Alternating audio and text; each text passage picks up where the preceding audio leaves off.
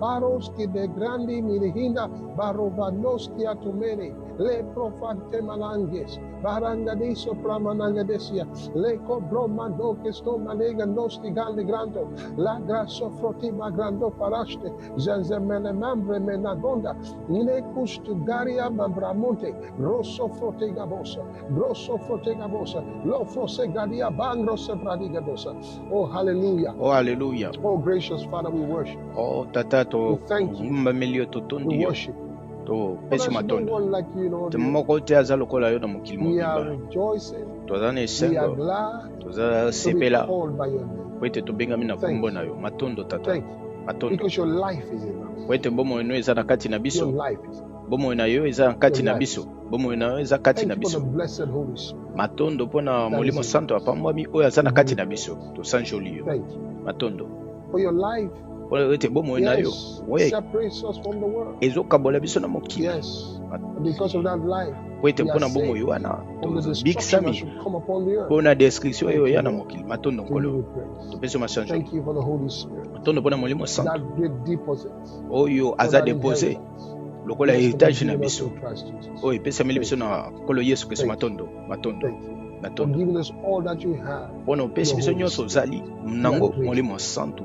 Thank Toza you for giving us reconnaissant. your name. Matondo po to topesi live biso by. kombo na yo po tobika na nzela nango. Haleluya. We are grateful. Toza reconnaissant Thank mpe na yo. Matondo. Now, we Sikoyo live in your name. tozobika na kombo We na yo. live by your name. Tozobika na nzela We kombo na live yo. for your name. Tozobika po na That kombo is na the yo. kingdom. Epa no bokonzi The power ezala. and the glory. Nguya pe In the kembo name na of kombo Jesus Christ. ya Yesu Kristo. Amen. Praise Amen. God. Kemo Hallelujah. na Nzambe. Oh, Haleluya. hallelujah. Oh Welcome haleluya. again Boyei to malamu our virtual church na service église virtuelle na with biso Pastor Ted. na Pastor Ted. Thank you very much. Thank Matondo you for mingi. being a part of the service. Matondo pona All faire the way partie na from the kit. opening prayers, Depuis time nde of tofungolaki Rhapsody, mabondeli time of kotanga worship, Rhapsody you know, kokumisa Nzambe participating in those puis koparticiper awesome na ngongo watching those malamu. videos. Botala We biso want to sing God's miracles. bozomona bikamwa nyonso mpe nguya Nzambe. Haleluya. Now I come to the high Siko court of the tozokoma service, na point which is oyo ya God's motuya living word. oyo Amen. eza liloba I'd Nzambe like you to give abomoi. me attention for Nazolinga bopesa nga next few attention mingi minutes. mpona baminiti moke ezoya. And undivided attention I do ask Pesa for. bino attention malamu nazosenga Look at God's word. tozotala maloba Nzambe lelo. I want to share something Nakokabola lelo eloko moko na bino very interesting to oyo you eza today. très intéressant epa na bino lelo. Stop the life of excuses. Boya bomoi Stop ya baeskise. the life of excuses. Tika bomoi ya Stop baeskise. the life. Elemela bomoi ya baeskise. I want us to read from 1 Peter chapter number 2. Nakotanga na 1 Pierre chapitre 2. 1 Peter number 2. Euh, Now read 1 verse Pierre 9. chapitre 2 nakotanga It says, but verset ye are a 9. chosen generation. Biboza génération Be choisie. like that. Est-ce que sepeli nango? But ye are a chosen Boza generation. génération eponama. A royal priesthood. Sacerdoce a kingdom royal. priest. Bino boza A royal batoma. priesthood. And holy nation. Boza mboka oyo eza kitoko. A peculiar people. Bato moko particulier That you oyo are elingi not oloba. like other people. Oza lokola bato mosusu te. You're not like other people. Wali lokola bato mosusu te. Omoni? This is Oyo exceptionalism. eza exceptionnalisme. A Christ exceptionalism. Exceptionnalisme ya Or we Kristo. call it the Abrahamic To exceptionalism. bengi yango expressionalisme abrahamique. Wuta na Abraham. Bato moko ya bokeste. That you should show forth glory to Po God. ete bomega kolakisa nkembo ya Who have oyo called you out of darkness oyo abengi yo kowuta na into molili his marvelous. ti na bolingo na Who ye ya has malamu called you out oyo of darkness. abenga yo Let me read libanda you from the molili. Amplified Bible. Tika natangela bino na It says, but amplifie you are a chosen race. biboza araso Isn't that eponama powerful? n'est-ce pas A kizanguya royal priesthood. ba That's the church of sacerdoce the living royal God. oyo eza A eglise ya dedicated Yesu nation. ya Nzambe God's Yesu Kristo own purchase. oyo Special nation peni peuple moko That spécial you will racheté set forth the wonderful deed. oyo Did you bolakisa see that? ba The wonderful action deed. merveilleuse ba action And ya display kitoko the virtues et puis and bolakisa ba vertu pe ba perfections perfection of him ya who oyo called abengi you out bino of darkness kowuta na into his molili marvelous light. That ti you na should bolingo na ye ya kitoko display po ete the bino virtues bolatisa ba and the vertu perfections. pe ba perfection Not making excuses. boluka ba excuse te oni You know, oyebi We just dealt with the topic. toutaki kosisa And there are toteme many kotika who do not bisika na diabolo That mais eza ebele same oyo bayebi te ke bastratégie ya satana to keep men mpona in koboma pride bato na kati ya lolendo is to make excuses eza ya their kopesa wrong. baeskise mpona mabe na To bango keep them basali in the mpona life of kobazala bango excuses. na bomoi ya baeskise omoni There's always an excuse for baza everything. toujours na excuse mpona eloko You nyonso want what you soki ask to do, balingi you didn't moko do. soki otuni bango basala The man who basala raped you will say the girl tempted me to rape. moto mosusu aloba What is aviole an mwana excuse mwasi for alobi atante ngai yango na viole wana excuse The alolenge man nini who wana beats his wife said the moto wife's oyo mouth is abeti very mwasi na sharp, ye sharper than alobi razor. mwasi na ye So we have to aza teach na her a kanda lesson. ya Everybody mwana has an esengelaki excuse. alakise leson moko ya malamu moto nyonso aza na The arm excuse robber kills people, takes away basusu their money, bazosusu and funda says, batu bazwi "Oh, mbambongo I na was bango broke." abi oh non j'étais fauché Everybody's making excuses. moto nyonso azopesa excuse A woman who's married mwasi goes oyo to abali with another akei man, kolala na you know, mobali whether married mosusu or married. azala She says, marie "Oh, uno my husband was not alobi satisfied." oh non mobali na Everybody ngai has an azalaki excuse. osatisfaire ngai te moto nyonso azopesa excuse Excuses are not of God. baexcuse eutaka na nzambe te They are not omoni of God. eutaka na nzambe te And you need to understand what I sengeli mean when I say bocomprendre oyo nazoloba ntango nalingi naloba excuses. baexcuse Excuses are not of God. excuse eutaka na nzambe te Give no place to excuse. kopesa esika na baexcuse See, te giving a reason omoni kopesa raison that you give, or reason that oyo you give ozopesa to raison ozopesa explain mpona why you koexplike have pourkui done yo something osali bad, eloko ya mabe or why you have not done pourkui something osali eloko that moko te you should oyo have done. esengelaki osala Did you get it? eske oyoki yango It has to be something that is esengeli contrary ezala to right. eloko moko oyo eza contraire na You've done droit it badly, osali yango mabe or you shouldn't have done it. okokaki But osala you are yango te providing mais a reason yo why you did it. ozwi raison moko ya pourkui osalaki yango See, tolobi Benjamin Franklin said something benjamin franklin alobaki eloko moko one time and very touching. ezalaki He that pena is kosimba good alobi for making excuses oyo aza malamu is mpona seldom good baexcuse for anything else. aza rarement bon He mpona that eloko is good mosusu for ya making malamu excuses oyo aza is malamu mpona seldom kopesa good eglise and is ye hardly ever good for aza anything. rarement bon aza presque jamais bon to malamu mpona asala eloko mosusu ya malamu Someone said, motu moko alobi I hate excuses. na Excuses are lingaka a baexcuse te disease. baexcuse eza lokola It's a maladi disease. eza maladi That when a man has it, he doesn't. soki moto oyo aza nango akoyeba kutu te Everything about him is an nyonso excuse. oyo etali ye ezaka baexcuse It's an excuse. ezaka baexcuse He messes up his life. There's an abebisi excuse. bomoi na ye eza na raison moko ya kopesa He messes up someone's life. There's an abebisi excuse. bomoi ya motu moko azalaka na He raison ya delays kopesa to go to work. There's an aretarde mpo excuse. akende mosala azopesaka He excuse wouldn't pray. There's an azobondela excuse. te ezaka excuse mpo nango He doesn't go to church. There's akende an eglize excuse. te aza na excuse moko Everything about his life is just nyonso full and ya replete ye with excuse after etondisami excuse mpe eza after rempli excuse. na baexcuse na baexcuse na I want to baexcuse read something to you na very powerful kotangela bino today lisusu eloko ya nguya makasi from the lelo Holy Scriptures. kouta na makomami ya Luke bosantu chapter number 8,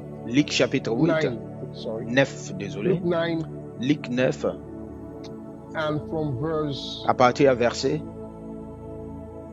number numéro 58. I'd like to read it 58 to you from nalingi natangela bino yango kouta the English Standard Bible. version anglaise standard anglaise ok Luc Chapter number chapitre numéro Luke number Luc numéro 9, numéro 9 and I read to you from na kotanga number 58. verset 58 The Gospel évangile according to kolandisa mosantu Luke Luc to Luka from 59 partir ya is 50 a good place to start. 59 eza bisika malamu ya kobanda 59. 59 Never mind, it's a short. eza pena mokuse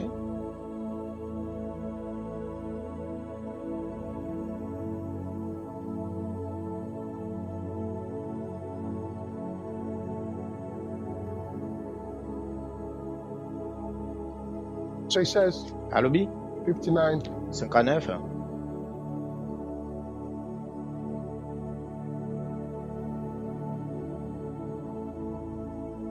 To another, mosusu he said, "Follow alobi me."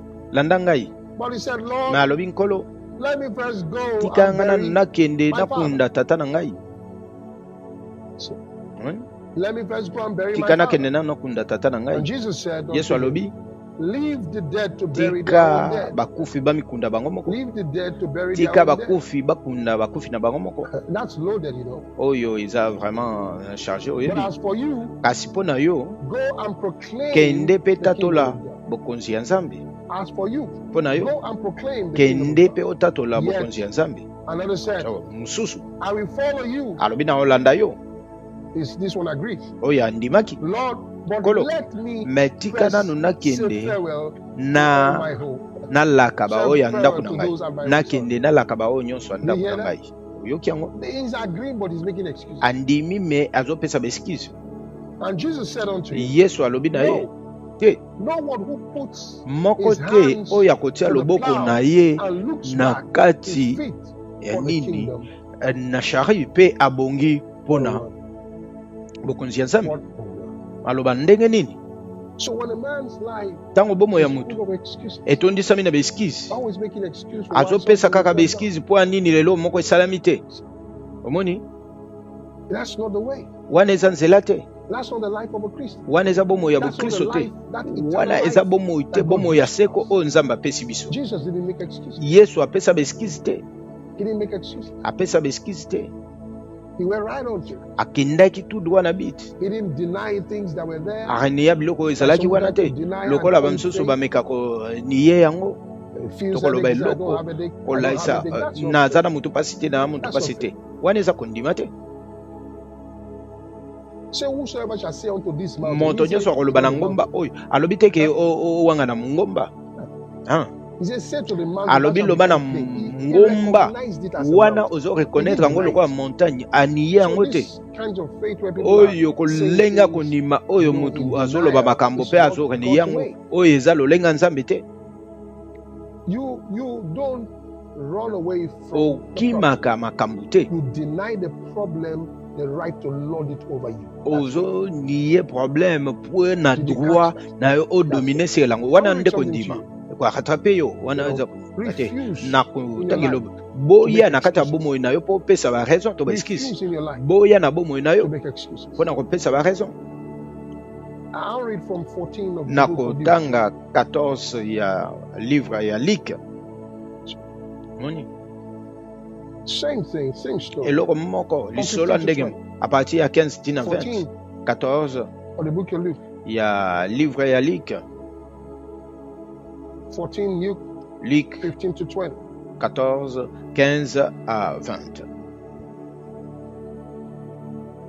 It says, Alobi one of those who reclined. Okay, Mm. let me read it from the King James. botika natanga ngo ko Just bana get it through. na King James ezala malamu. And one of them that sat at Moko na with oyo him, bavanda na heard the mesa things na he ye said ayoka unto him. makambo alobi Blessed is he abi that shall eat yene bread oyo alie in the lipa kingdom of God. na bokonzi ya Nzambe. Then Jesus said unto him, Yesu alobi na a ye certain man made a great supper and made merry, moteki and moteki sent moko to his ataki servant at atindaki supper bayanga time na to yo say to them basupe po ete that bakende were bidding come, for all na things are ready. bangonga oyo bakende obenga bato po ete And makambo already. nyonso eza prêt. And they all that were with one consent Biba began to oyo make bazakindaki excuse. babandi kopesa What baexcuse they do? They basali began to nini make excuse. babandi kopesa baexcuse. Are you like that? Eske yo When oza you lolenge come wana to a place ntango where you bazobenga na find esika salvation, you make excuse. oyo asali You know exactly what you're saying is not the reason for what you're saying. oyebi raison ya nini yo ozali kopesa me yo ozobanda opesa baexcuse. They first said unto him, I have Ya just bought a liboso piece of alobi ground. nga na uti osomba I must needs mabele go and see it. tika nanu nakende omona I yango pray they have me excused. na bondeli yo limbisa And ngai. another said, Mosusu I have alobi just bought 5 na yoke of oxen. uti kosomba 5 paire ya ngombe nakende nanu nabungisa yango azopesa baexcuse. And another said, I have just Mosusu married a alobi wife. na uti obala mwasi Something as serious as that. eloko moko eza grave He lokola said oyo that I cannot come. abi This one is nakoki serious. oyo te oyo aza That tellement sérieux alobi nakoki oyo te. So, Omoni have me excused. asengi excuse alobi ngai nakoki oyo te. Omoni To avoid, to reject. vite korejete soki moto aza lolenge wana See. omoni He doesn't understand asosolola te that he's doing something against his own. azosala elo moko libanda molema na ye. Let me show you something. Tika nalakisa elo moko Very powerful word. eza nguya makasi, Very powerful word. eza maloba nguya. 26 tobandi 22 ya livre ya Proverbe, tokokende na 26 après tokotanga verset 13 na ngoma nyonso. Proverbe 22 rapidement totanga 13 alobi moto oyo agoyigoyi alobi kosi aza libanda kuna nazo azala na nzela nakokende na nzela te ye alingaki okende te. Alobi kosi moko aza kuna. Moto oyo alingi okende mosala te, ngonga nyonso ya kokende mosala ntango mbula ebandi alobi eza raison malamu oyo eza raison malamu. Omoni ntango oza mokristo okozala exemple ya bakwaya, omoni kopesa beskize te. Ntango oeshue na eloko mo boye opesi eskize. Ata moto oyo asali eloko ya malamu te na klase na ye azopesa raison. Alobi molakisi atangisi malamu te ndenge esengeli. Alors bamususu baleki ndenge nini atangisi bamususu baleki ye abongisami kaka na makanisi na ye po 26 ya Proverbe. Encore 26 verset 13 lisusu alobi moto oyo aza goyigoyi alobi lion aza kuna na nzela. Raison lisusu yango moko ye alingi obima libanda te. Abi eza moto ya goyigoyi goyigoyi goyigoyi. Omoni moto alinga osala elo te ye azokoba na baraison ya kopesa. Alobi oyo eza raison ya ke eloko wana esalamaki. Oyebi na epoke moko boye mwasi moko na kombo na ye Age alaki serviteur ya Abraham, ezalaki servant attaché na matriarche oyo azali Sarah. Tango azwi zemi ya Abraham jour moko alobi tango aboti abandi komeprise maîtresse na ye. Moni siko aza na raison moko ya kolonga ndako. Alobi ye azo maltraite ngai, ye alonga ndako. Tala elo moko Genèse 16 na kotangela bino eloko. Genèse chapitre 16. Genèse chapitre 16 eza histoire moko yo simba bino makasi. Genèse chapitre 16 na kotanga verset 8. She believes she has a story. She oyebi azondima aza na raison, aza na histoire moko esengela alonga ndako. Alobi abi Agai yo wuti wapi? Mwanjelo azoloba naye ye alonga ndako. Ye aza na excuse ye alobi azalaki maltraité ye ebi ndenge azokende. Na maloba mosusu elobi ozokende wapi? Natangela yango na NIV comme ça esunga bino. Alobi Agai mosali ya Sara owuti wapi? Ozokende wapi? Anglais moko simple. Abi nazokima na maîtresse na nga Sara. Alobi nazokima azo maltraité ngai, azosala nga mabe, azopesa ba raison. Mwanjelu ya nkolo alobi na ye zonga epa maîtresse na ye pe mikitisa epa na ye. Nyonso oyo azosala baeskize wana Nzambe amoni yango lolenga na te. Nzambe amoni ki aza na problème ya soumission parce que a recommandé solution. Mbala moko alobi zonga pe mikitisa epa na ye kasi mpo na ye apesaki raison. Et puis ba nyonso comprendre opération miloko nyonso te bando supporter yo lobi wana zakanda mais Nzambe azwaka biloko lolenga na te. Make no excuses in your life. Bopesa ba raison te na Why should bomo you na make an bino. excuse for failure? Pourquoi bopesa ba raison pour na échec? He's a Christian. Oza He will mon never go for chrétien. evangelism. Ya ke pour na evangelisation te The alobi office was so oh loaded bureau today. ezala You are doing tellement so chargé much lelo today. to ala ke You sa are doing lebele so lelo much today. to ala ke sa And now lebele it's 3 lelo. years. You are Siko doing ya so za much. 3 There's ans never one azobi soul. ya gagner ta am moko te. It doesn't matter what the preacher is saying there. Qu'importe oyo mulakisi Never azo honest. tanisa kuna ya zo gagner am te. He doesn't fast. When the old church Azo is fasting, gêné te tant église mobimba an bazo excuse. gêné. Ya zo pesa a raison. that's when he believes. Wana nde andimela na That's when ilise. he believes he has. Kuna nde andimela ba Just ilise. to make an excuse. Kaka pona kopesa ba raison. What a lie. Bomo ya lolenge nini? And you know, God, Yebi nzambe. let me show you something. Tikana la that happens sabino to you. eloko oye salemeli bino. Tango zo pesa ba raison na bomo na bino. Numéro 1. Again, let me just read this to you. Tikana tangila bino oyo. Let me read something to you before. Tikana tangila bino elo mako ya mwana kende kuna. Jeremiah Jérémie 1 from 4. moko verset 4. Jeremiah 1, Jérémie 1 verse number 4. verset 4. Jeremiah Jérémie 1 and from verse 4. Jérémie a chapitre liboso verset minei. Then the word of the Lord came unto me. Boye lo bankolo ye pa na ngai elobi mona nasali yo na libumu pe na yeba kyo bisika nyonso ozala ko wuta na mama na bino na ye yambo na yeba yo na libumu ya mama no na sanctifia kyo pe na komisa kyo mo prophète likolo ba otelema lokwa moto alobi ha kolo nzambe Behold, I cannot mona speak. kasi ngana ko lobate Excuses. abandi opesa besikizi I cannot speak. na ko lobate. Are you like that? Est-ce que yo zala bongo God is trying to get you to nzambe do something. azomeka But you komemo make excuses why it's not nelo going to work. moko yo zo pesa ba raison For I am pourquoi a esala te abi parce que naza mwana But the Lord said unto me, kasi say nkolo that alobi I'm a na ye child. koloba teke Don't na mwana give that excuse. nzambe alobi kopesa Don't raison make that wana excuse. kopesa raison wana Say te I'm a child, but God oloba said, naza don't make mwana that excuse. nzambe alobi kopesa raison wana te Don't make that excuse. kopesa raison wana te. Have you seen yourself trying? Est-ce que omimona yo trying to moko get you to do something, but ozomeka you're making an bazomeka excuse. osala And yo you're osala so eloko consumed with yo oza excuses tellement that consumé you're na not eloko wana listening. ozopesa excuse tellement God said, don't give ozoyoka that te. excuse. Nzambe alobi kopesa ba excuse te Don't give that excuse. kopesa ba excuse wana te. For thou Po shall go to all olenga that I said. okokende na oyo And nyonso whosoever I nalobi command thee, oyo thou oyo na shalt speak. komande yo ndenge oloba So be not afraid. of kobanga the te faces. na bilongi na bango And so on and so forth. et puis alobi ainsi de God didn't suite. give him a room. Nzambe To make his apesaki ye nzela te po apesa ba excuse. God didn't give him a room to make his Nzambe excuses. apesaki ye Exodus bisika te 4, apesa verse number excuse. 10. Exode 4 verset 10. Exodus number 4. Exode I just numéro want you 4. to see Nazolinga kaka God's bomona character, caractère ya Nzambe. you know, Oyebi and how his disposition lenge towards nini ba excuses. disposition na ye ezalaka mpona And ba Moses said excuse. unto the Lord, oh my Moïse Lord, alobi o I nkolo na am not ngai eloquent. o He's nayeba making koloba excuses. malamu God te. said, he said, Nzambe I'm not azopesa eloquent. ba excuse. Nzambe atindi ye alobi naza Be thou eloquent te. hereto for No King James language.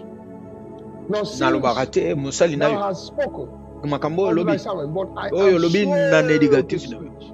abi He just ngai said naloba everything negative about malembe himself. azoloba So they can makambo let nyonso him. mabe mpo na ye moko po ete batika ye akende te. Do you know someone that's like that? Oyebi mutu mosusu azalaka bongo You know, omoni once you want to get you to do something, ntango especially bazomeka spiritual bapesa things, ye you eloko find moko some surtout way biloko not to do it. spirituel azolukaka moyen nyonso Oh, I afe can't partie make it because I'm alobi always nakokosala nango te parce que Suddenly, remember I nakovoyage soudainement But when they sekapeleke want to promote you in nakovoyage the office, mais when soki they'll balingi give you a new bamatisa car, yo bapesa some motuka lots sika of money, bapesa you know, mbongo lots of, bapesa influence and, influence ya makasi authority in the oyebi office. autorité You na get it. biro yo ozwaka You ngo don't mind anything else. yo oderanja biloko mosusu te That doesn't sound like wana that's ezosone really a lokola problem. te wana eza lokola problème. Stop making excuses, Tika kopesa ba especially excuse the things that surtout concern na the things of biloko God. oyo ezoconcerne makambo ya Nzambe. Talking to you now, you're a Christian. Nazolobela yo yo oza mokristo. And the Lord said unto Moses, Kolo alobi na Mose who had made the man's mouth? nasali Are you regarding? monoko ya yo ozomeka koyebisa ngai yo ozoloba teke ozoloba na Nzambe oyo asala monoko.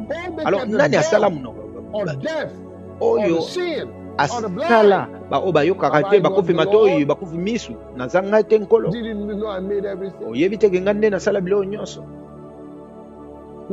Sikoyo kende zala na monoko na ngai nakotangisa nini yango oloba.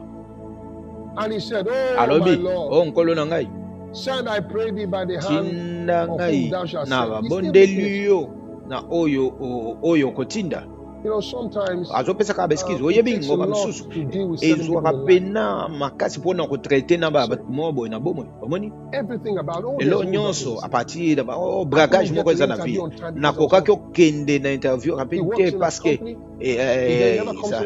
azokotravaille na compagnie azoya te ye azalaka kaka na embouteillage oyo na nzela na moko me bamisusu bayi uta nzela moko bakomaka pe na ntongo makasi bango bakomaka ntongo makasi ye azondimela ekeke eza licenciement na oyo ye azosala ntango ozopesa beskize it costs you your superiority. Ezokute yo superiorité na yo. It costs you, it's a cost. Ezokute yo. When you make excuses, tango yo zopesa you beskize explain the glory of God in your life away. Ozo expliquer gloire ya Nzambe pano ekende libanda. When you give excuses, tango zo pesa it keeps you in the realm of mediocrity. Ezo gardo na domaine na médiocrité. You're just in the realm of a mediocre. Okozala na domaine ya médiocre. When you make excuses, tango zo pesa beskize, it keeps you in the realm of apology. C'est ezo gardo yo na beskize kaka. Nzambe abengi biso na bomo ya longa pe ya baverti wana kuna nde Nzambe abengi biso bomo oyo eza sans excuse. God says do something, God so Nzambe alobi sala eloko kende sala kendo sala. After what has the scripture said, lolenge makomami elobi okoki osala nyonso na nzela Kristo oyo azopesa makasi. Why don't you believe that? Kwani noko ondimela ngo est-ce que eza pasi pona ondimela ngo eza pasi pona ondimela ngo. Refuse to make excuses. Boya kopesa beskize. Stop the excuses. Tika beskize. Don't make excuses why you didn't kopesa beskize te pourquoi osali eloko. You're supposed to pray. Yo sengela ko bondela. Obondeli te. Your excuse is that you were tired. Excuse na yo eza fatigué. You were not told to pray only when you are not tired. Yo bakoye biso teke tango obondela tango oza fatigué. Bomo yelobi na instant nyonso na saison to hors saison. Ke mona Nzambe pourquoi tango yo zo fatigué. Yo kopesa ba raison te pourquoi obondeli te. Kopesa beskize te o négliger vino ya mabondeli. You didn't study the word. Tanga lilo bansa. Oyebi na rokende nsa. Kopesa excuse pona ngoti wete na suka nyonso yo ozo longola kemo na Nzambe na bomo na yo wana eza place ya danger ya kozala na ko sikisa siko omoni. Maybe you hear me right now. Peut-être yo kinga siko engonga nyonso na teyaka bateyaka yo excuse ça ba chrétien bazo vivre bien te bazo vivre bien siko pona nini bazo vivre bien. What about those who are living? Bazo vivre bien zani. Listen, yoka Iglesia is for perfecting people. Ezalaka pona kokomisa bato peto ezalaka pona kobongisa basantu oni baza parce que ezabilo mususu ezo parfait na basenyi yangwana yo ozo utiliser oyo basusu sali oyo eza mabe po ezala raison que yo kopesa bomo note na Kristo. Why do you always talk about those who yozo lobelaka ba oyo basali makambo mabe lokola raison malamu po ete yo pesa bomo na Kristo te.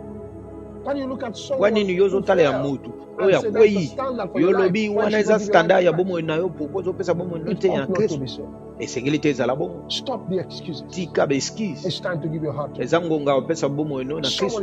Moto moko azo yoka ngai esengeli opesa bomo no na Kristo opesi be excuse ebele mais liloba oyo ekomeli yo na ngonga oyo eza ngonga ya kopesa motema na yo soki yo lingo sala ngo s'il te plaît bandela malobo na Nzambe outa na makanisa va onzame na likolo na kombo na Yesu na ndimi that Jesus Yesu is the Son aza mwana of God. ya Nzambe. I believe that he died na for my ndimi sin ete akufa mpona masumu na ngai and he was raised from pe the asekwa dead na bawe for my justification. mpona kosikwa na ngai. And now siko oyo I profess with my own mouth natatoli na monoko na ngai that Jesus Yesu of Nazareth ya Nazareti is the Lord azali nkolo of my life. ya bomoi na ngai.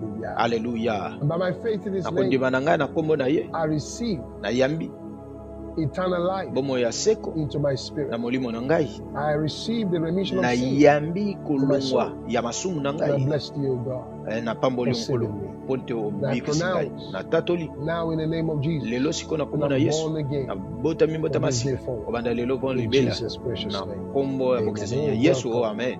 Welcome, Oyei malamu welcome, oyei welcome. malamu Welcome to the family. Oye malam na libota As nzambe. always, I say to Lolenge you, kana luyebisa when you bino. come to know the Lord Tango Jesus yebi like nkolo this, Yesu Kristo it's the lokwa boy. beginning Eza of a ibande journey, ya the beginning of a voyage life. oyo And you ya ought to bomo be ina. taught. Oyo esengeli We have been in the batangiso. church for many years. Okozala na You église know, pona but you bambule have to bele. come to the Lord as a Mesengeli oye newborn pa child, nkolo lokola mwana like a oyo abota child. mesika. Say, Mwana you be muke. converted and be like one of these Abi little bozala children, converti pe bozala lokola bana wa so you will mike. know why it's entered the Moni kingdom of heaven. wanini So you oza come, accepté na bomo ya likolo and you ya mwana take me oye through our foundation biso tokozwa classes. yo na classe na biso There, mobuku kuna nothing is charged. It's eloko free. moko eza facturé But we te have to nyonso teach eza about the new gratuit life you've tokotangi received in soko na Christ kotala Jesus. bomoi ya sika Okay? oyo eza na yesu kristo oyoki And you can ask questions okotuna there. mituna We kuna can answer back. And tokoyanola we ngo can, take tokoki time with you tokozwa ngonga to na yo really understand mpona and kosala to yo complete those oyoka classes. mpe okomprendre It's like baklasse wana laying the nyonso foundation of your eza house, lokola kozwa which is so fondation ya ndako important. na yo oyo eza motu ya Remember, kanisa there's only much you can do eza kaka building moko the ebele house ozosala without the kotonga foundation. ndako ntango fondation Okay? eza te So that's the foundation we wana say. eza Do fondation ndenge receive of tolobi us. So how esala you ngo can na do biso that is ndenge being nini shown okosala ngo on the screen. eza na ekran You na can yo do that. okosala Contact ngo us right away okontakte and biso begin your foundation obanda classes. baklasse no As ya always, moboku ndenge when we naloyebisa come to bino kaka church, we ntango give oyaka na offering. église topesaka Okay? It's an act libonza of our worship eza acte ya to komumamela God. na biso ya nkolo We thank you for kotonda the ye word, na to maloba na ye recognize Him as korekonetre God. ye lokola nzambe If you like to give an soki offering olingi or a opesa tithe offrande na yo mpe or a moko na special zomi seed, to semence spéciale you can oyebi look at okoki the kotala ways you can do that. lolenge nini osala yango SP, say, what's SP SP? eza otuna SP eza Well, go nini to the Love App kende Store. na Loveword App Store Just put that on Google. kende It na takes you Google there. ekomema Download kuna it. télécharger yango And you can load your okoki account korecharger compte na yo with na fiat money. na mbongo ya Dollars, carte a dollar depends on where you live it. ça dépend bisika ozali ntango carte no eza chargé okosala transfert na marchand eza AW16Z6 d'accord Voilà. Just like voilà that. car lolenge It's wana done. ekei Amen. amen You can also do that through PayPal. okosala yango mpe na You nzela can now see how paypal you can do that also okomona mpe nde nini by osala na PayPal. paypal You can do that okosala yango mpe soki ozobika na mboka RDC through okoki kopesa the yango M-Pesa na mobile nzela money platform mpesa or the Airtel plateforme mobile money platform. Or you can do mobile bank transfer. okosala na Every means Airtel by which you okosala can mpe give, you made it convenient for transfert you to do bancaire so. moyen You can nyonso see that okosala also. bisika On the ozovivre scale, you can write okosala us and yango ask, peut-être okomela biso otuna biso how else you can, ndenge nini mosusu like to give, okolinga how you can do opesa that. ndenge Okay? nini opesa That would be nice. ok ekozala Praise malamu God. kemo na I'd like to nzambe pray for you. nabondela mpona mabonza na The Father, bino in the name of tata na nkombo ya Jesus, nkolo yesu thank you for your children. Lord, matondo mpona all bana over na the yo ndenge world. bazopesa na mokili I bless mobimba napamboli bango Your hand is upon their lives. nyonso eza na likolo ya bomoi na bango bapesi yo mabonza na bango ofrande oyo Multiply back to them. ekoma ebele efulukela bango na makasi Yes, in protection, na protection in progress, na progrès in safety, na sécurité and in peace. mpe na kimia In the name na of kombo the Lord Jesus. ya nkolo yesu Amen. amen Praise God. kemo Well, na nzambe till I come your way tino again, na next ya week, poso ezoya make sure bozala you sire keep yourself away bomibatela from the bino realm of na excuses. règne ya baeskise